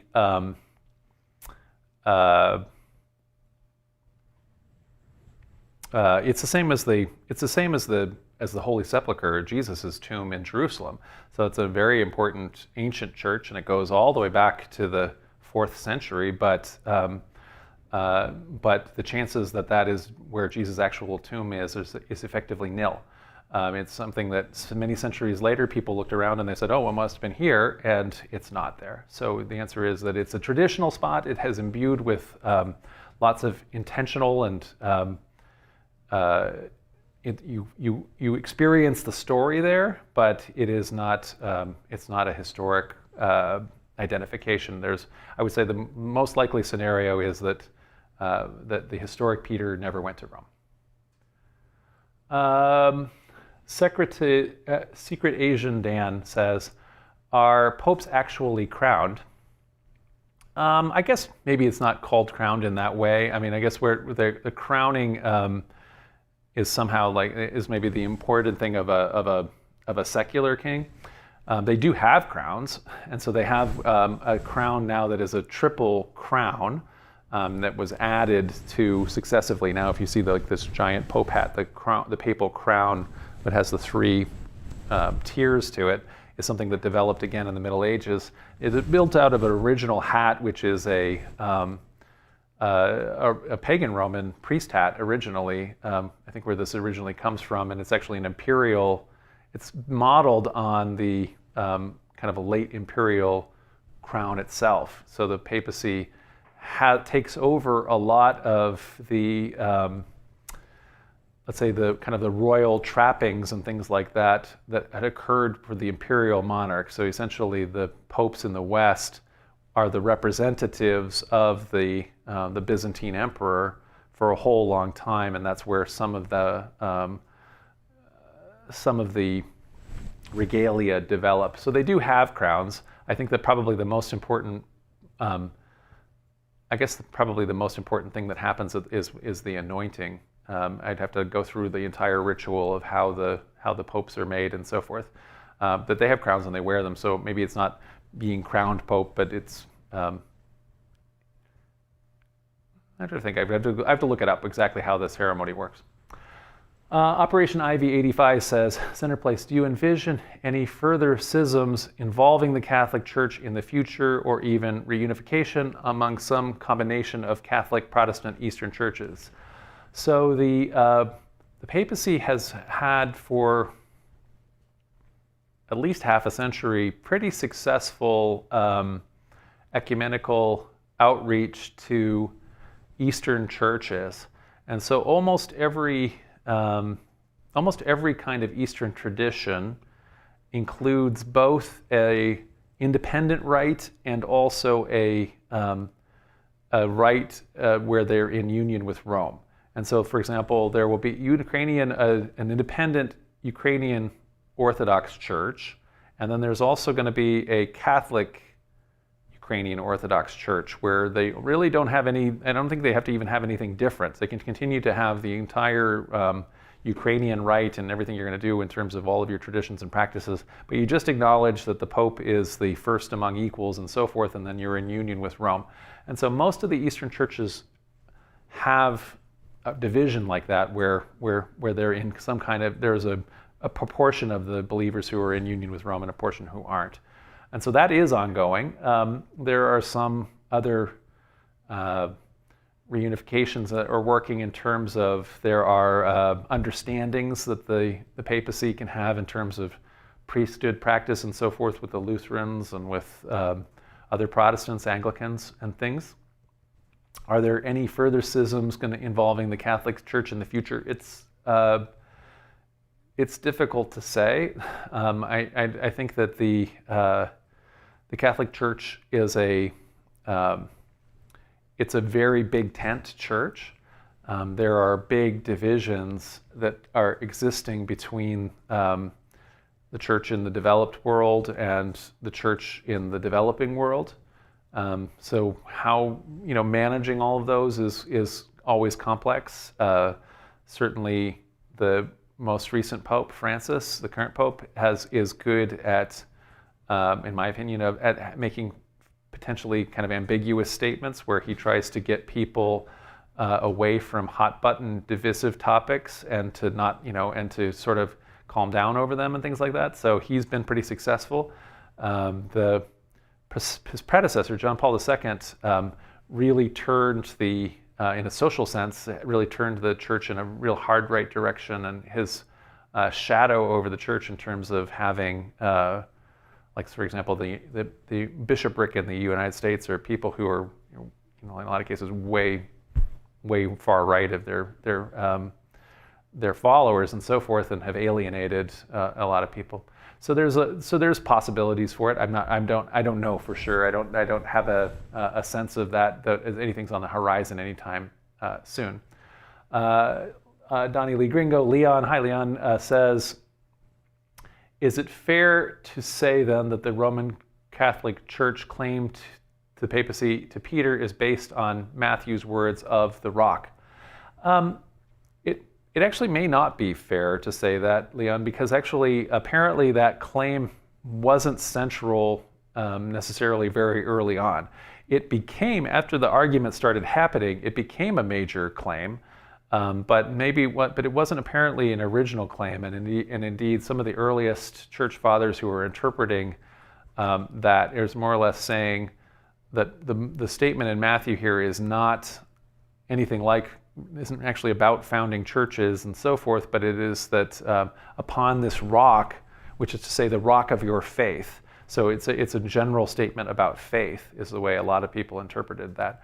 But over time, it has become a papal claim, certainly when in the apologetic arguments that go back and forth between the papacy and people who are arguing against papal primacy, whether it's the Eastern churches or the Protestant churches and so forth.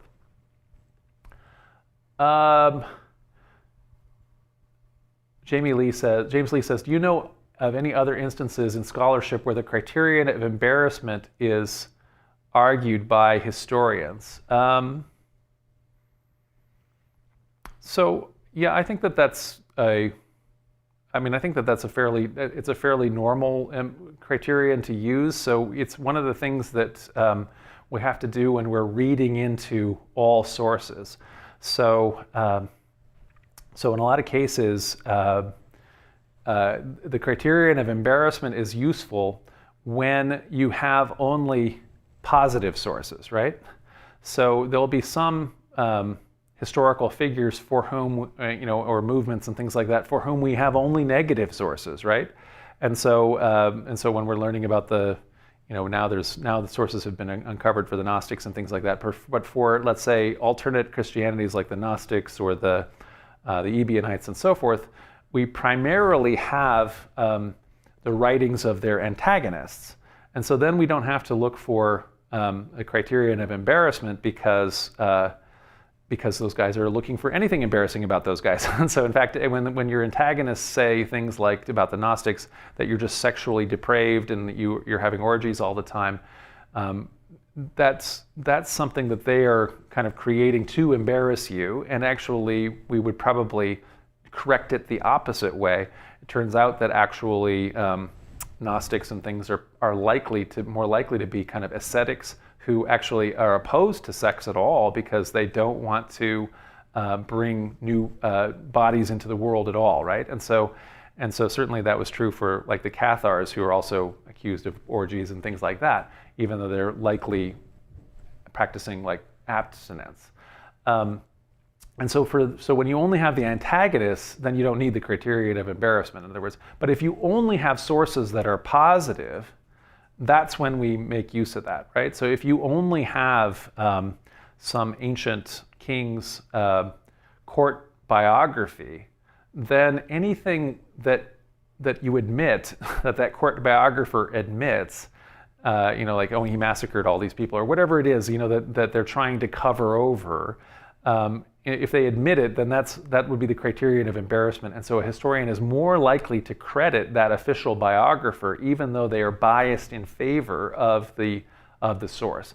And so the reason why that's getting used a lot in the biblical studies is that for all of this early Christianity stuff, we mostly have Christian sources that are very much apologetic already. And so then when they're saying things where they are apologizing for this, so when when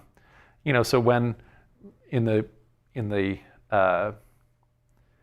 Gospels, it more or less says that people are accusing Jesus of being a drunkard because and asking why, unlike John's followers, why don't your followers fast?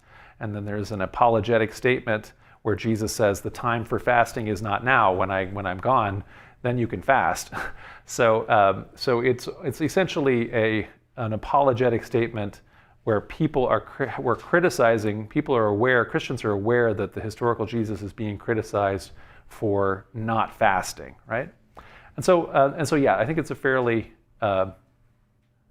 normal turn.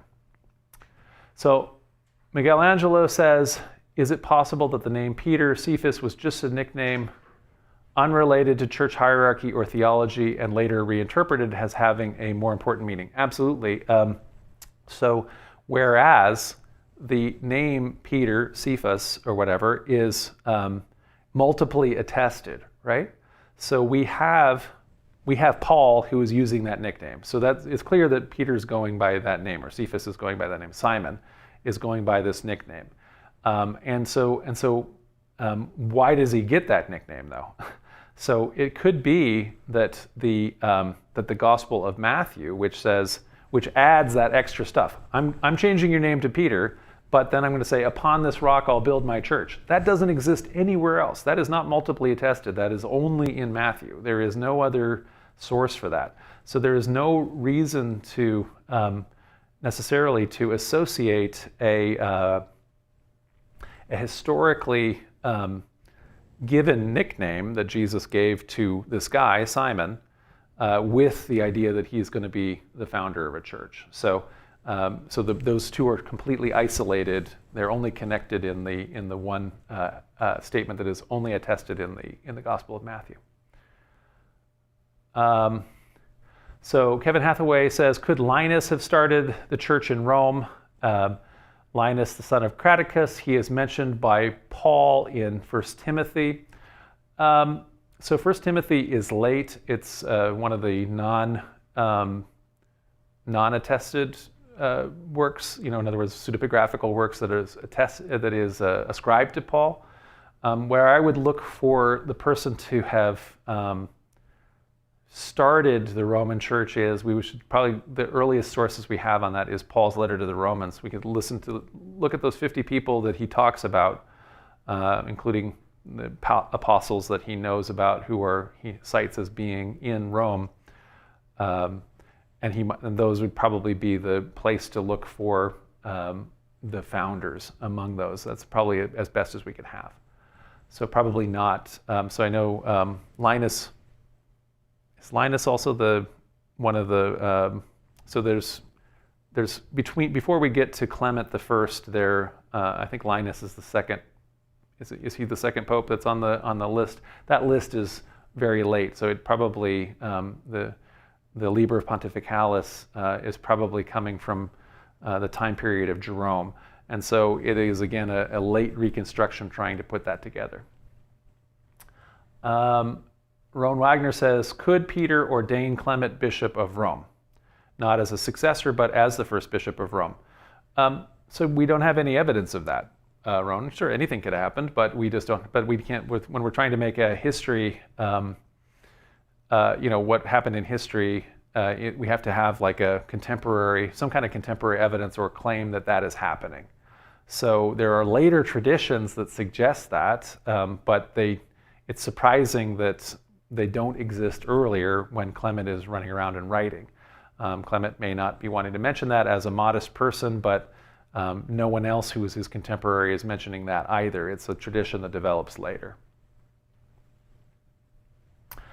Dick McComb says, who traditionally followed Clement? So there is so we have a list of the popes that is developed. It starts with Peter and so forth and gets to Clement and then goes on, called the Liber Pontificalis. A lot of people assume that the biographies of the early popes that are written there are written by St. Jerome in the 4th century or whenever he's active, and that unfortunately we don't know, what that was all based on. So there's possible that there is an early archival source and so forth. So following Clement, we're going to have better evidence for them. But a lot of them are all just shadows, at the very beginning, little more than names. Daryl Scott, compared to Catholics, how do the Orthodox view Peter? I think that they view Peter fairly similar. The main question would be this, this question about, primacy, right? And so they obviously are not going to emphasize that, I give you the keys, I found this church upon you, and so forth. They probably would have those apologetic explanations that they're talking about, I'm going to build my church upon faith. The rock of faith is what they're saying, a kind of a universal statement, as opposed to, like I say, the Catholic apologetic, which is that is a narrative of Petrine authority. In general, the Orthodox tradition also, venerates Peter as, the leader of the apostles and so forth, and as an important saint, and all of that. And I think that they do associate him with Rome, and so that because that's the tradition. So, but in general, it would just be, but everything short of then that he's the leader, and that all of his successors have to be the leaders. They rather would be in favor of the idea always that all of the bishops were always autonomous. And indeed, the Eastern churches, even though the Patriarch of Constantinople, called the Ecumenical Patriarch, he nevertheless, among all of the Eastern Orthodox churches, still remains first among equals, right? And so that's why all of the Eastern churches are all autocephalous. So there's the Greek Orthodox Church and the Russian Orthodox Church, which is now out of communion with the rest of them, but everybody else, the Bulgarian Orthodox Church, the Serbian Orthodox Church, and so forth, everybody's got their own Orthodox Church because again, their arguments about authority are nobody's in charge in that way, so everybody can have an autocephalous church. Oh, and thank you for your support, Daryl. Miguel Angelo says, when did the idea of the Pope's infallibility in his decisions start, and where did that come from? So the height of kind of papal pretense about that kind of thing, that the Pope is a sole authority and that The Pope can, for example, depose kings and appoint new kings and so forth, but nobody can judge the Pope. That comes out of the Gregorian reform.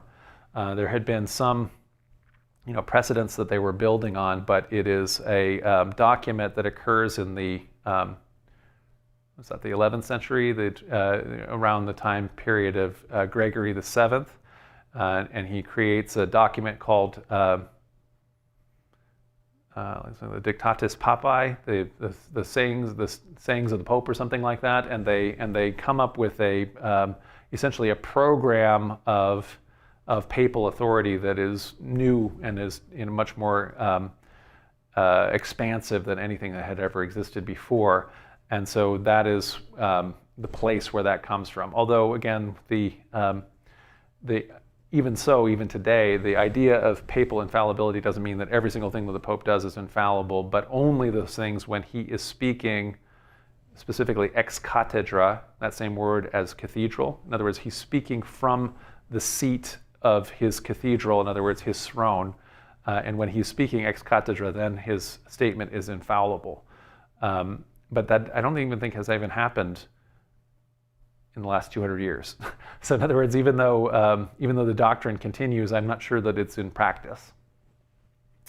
Mr. Ballarai says, why do you think there are so many conspiracies about the papacy propagated by many members of Protestant denominations? Because people love conspiracies. It's conspiracy theories. It is a plague of our time. People prefer to, there's a lot of real information. Real information is actually endlessly fascinating, and there's an infinite amount of it. You can always read about it, and you'd find out, and it's really wonderful. Rather than finding real information, people prefer to think that they have the pattern of the shortcut, the thing that nobody's ever heard of before. The popes are actually refugees from the lost city of Atlantis and whatever, and they go ever secretly meet inside the Pyramid of Giza and whatever. Everybody wants to have these kind of, and why do they do it? So there have been major wars of religion. There is an underlying, Protestants and Catholics killed each other in huge numbers. Part of that division involved dehumanizing the other. There is a huge tradition in back and forth between Protestants and Catholics. We're kind of on the other side of it a little bit now, but it was pretty serious in my lifetime, even still, but certainly more serious a couple hundred years ago.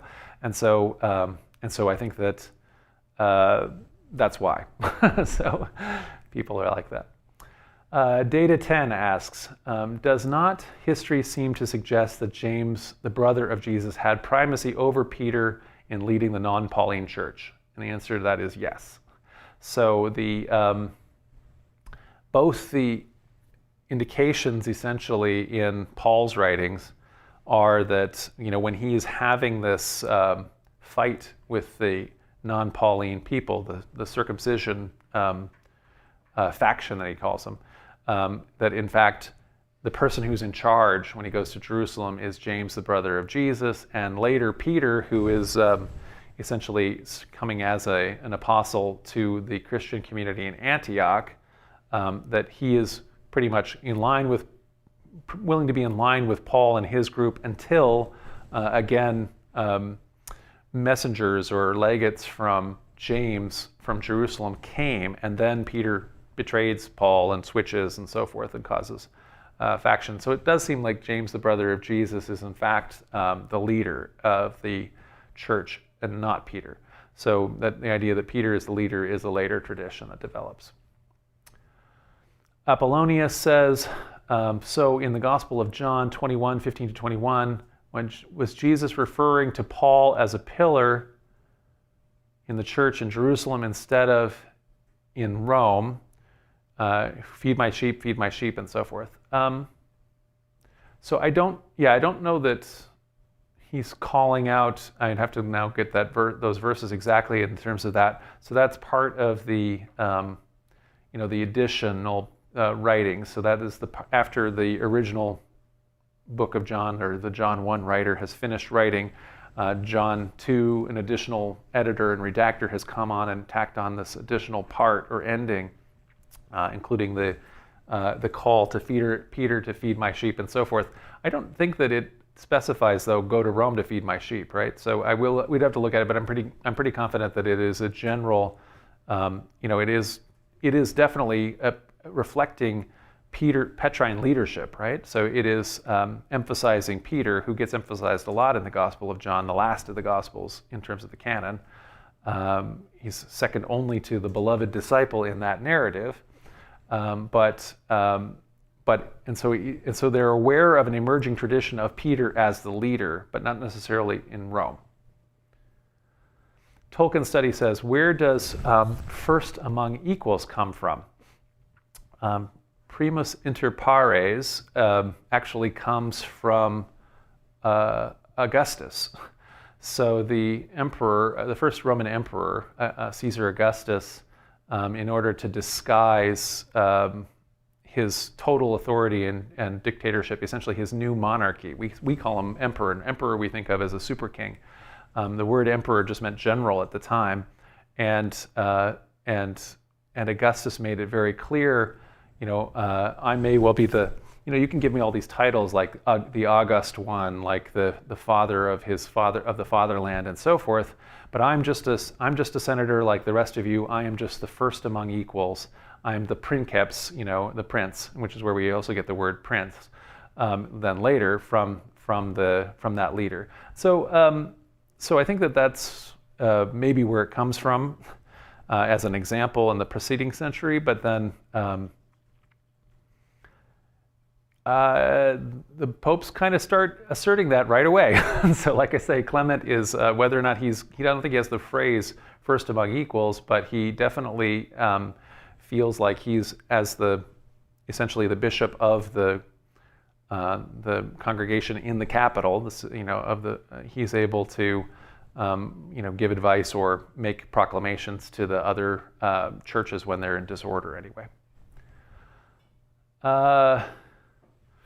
Bob Garrison says, with all of the history of European popes, is it possible the next pope could be Asian? I don't know. I would think that, so the very first time, Francis, who's pope now, is the very first time there was a pope from the Western Hemisphere and from the Southern Hemisphere, right? So everybody else had always been European or from the Roman Empire, so North African, back when it was Roman and so forth, and Asia in terms of the the Mediterranean area. That's where they've all been from before. So in other words, there's been popes from Asia before, but they're from Syria, right? When the Roman Empire included Syria. But in terms of East Asia, you're probably thinking, or South Asia, I would say it's very unlikely that the next pope would be East Asian or South Asian. Probably Africa soon, before then. But anyway, there's definitely going to be a lot of pressure. There's definitely a lot of pressure on those cardinals that it's not an Italian. The reason why they picked Francis was because, so Francis is in fact an Italian-Argentinian. The reason I knew they were going to pick Francis because I knew they were going to have so much pressure to not pick an Italian, but they only want to pick Italians. And so they got to pick an Italian who was from Argentina, in other words, so they were able to get that to work out. And so the cardinals are going to want an Italian, but they're going to be under so much pressure not to do that they're going to pick somebody. But who knows what it's going to be? I'm not. So thank you so much. It's been a very wonderful discussion. I hope you've enjoyed it. I think that we've got a whole bunch of exciting ones in the works. And so next week, like I say, we will talk about one of the most important texts left out of the New Testament, lost New Testament, the Didache.